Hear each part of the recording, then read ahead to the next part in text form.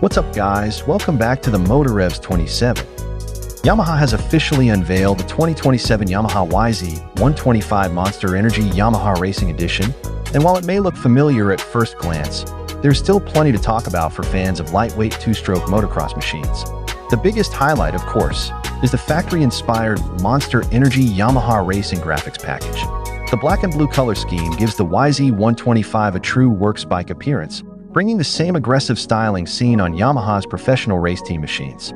It's clean, race-ready, and easily one of the best-looking 125s on the track.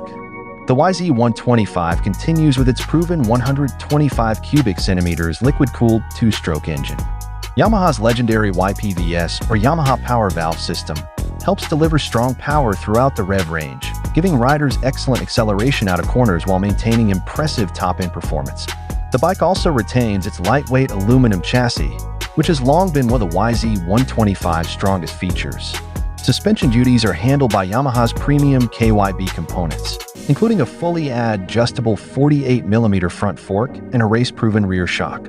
This setup continues to provide excellent control, stability, and confidence across rough tracks and challenging conditions. Braking performance remains strong with large front and rear disc brakes, while Bridgestone Battlecross tires help maximize traction and cornering grip. So, what's actually new for 2027? The main update is the exclusive Monster Energy Yamaha Racing Edition styling. Mechanically, Yamaha has chosen to stick with a package that has already proven itself on tracks around the world. And honestly, that's not necessarily a bad thing. When a bike performs this well, sometimes the smartest move is refining the look while keeping the winning formula intact.